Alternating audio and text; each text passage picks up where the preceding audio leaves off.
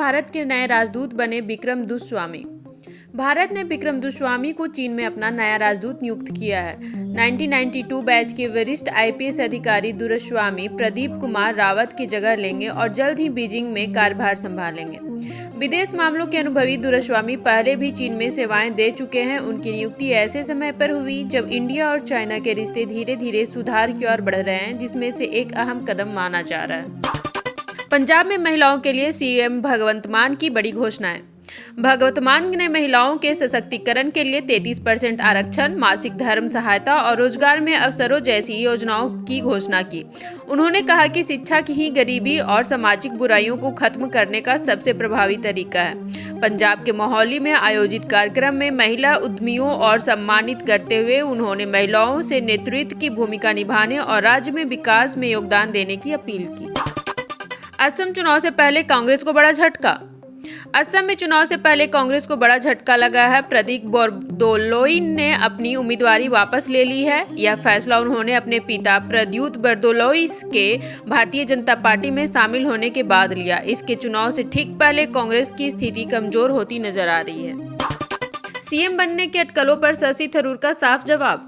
शशि थरूर ने केरला के मुख्यमंत्री बनने की अटकलों को खारिज कर दिया है। उन्होंने कहा कि अब विधानसभा चुनाव नहीं लड़ रहे हैं। थरूर ने बताया कि उनकी प्राथमिकता यूनियन डेमोक्रेटिक फ्रंट की जीत है। उन्होंने कहा कि अगर गठबंधन को 85 से 100 सीटें मिलती है तो यह बड़ी सफलता होगी और वे चुनाव से पहले सीएम की चेहरा घोषणा के पक्ष में है। असम चुनाव 2026 बीजेपी ने जारी की 88 उम्मीदवारों की पहली सूची। भारतीय जनता पार्टी ने असम विधानसभा चुनाव 2026 के लिए 88 उम्मीदवारों की पहली सूची जारी की है। मुख्यमंत्री हिमंत बिस्वा शर्मा को उनकी मौजूदा सीट जालुकबारी से ही चुनाव में मैदान में उतारा गया है। मार्च में बदला मौसम का मिजाज, आंधी और बारिश से बड़ी परेशानी। दिल्ली समेत उत्तर भारत में मार्च के महीने में अचानक मौसम बदल गया। तेज हवाओं, 68 किलोमीटर प्रति घंटा, धूल भरी आंधी और बारिश के चलते तापमान में करीब 6 डिग्री सेल्सियस की गिरावट दर्ज की गई। मौसम विभाग ने ऑरेंज और येलो अलर्ट जारी किया है। वहीं महाराष्ट्र के कई इलाकों में ओलावृष्टि देखी गई। विशेषज्ञों के अनुसार पश्चिम विक्षोभ और बदलते वायुमंडलीय दबाव के कारण यह अचानक बदलाव देखने को मिल रहा है। ऑपरेशन संकल्प के तहत फंसे भारतीय जहाजों को सुरक्षा में जुटी नेवी। इंडियन नेवी ने गल्फ ऑफ ओमान और स्ट्रेट ऑफ होर्मुज में फंसे भारतीय व्यापारिक जहाजों की सुरक्षा के लिए अतिरिक्त युद्ध तोप तैनात किए हैं। यूनाइटेड स्टेट और ईरान के बीच बढ़ते तनाव के बीच ऑपरेशन संकल्प चलाया जा रहा है, जिसके तहत 22 जहाजों और एलपीजी टैंकरों की सुरक्षित आवाजाही सुनिश्चित की जा रही है। एमएसपी पर घमासान, शिवराज सिंह चौहान का कांग्रेस पर तीखा हमला।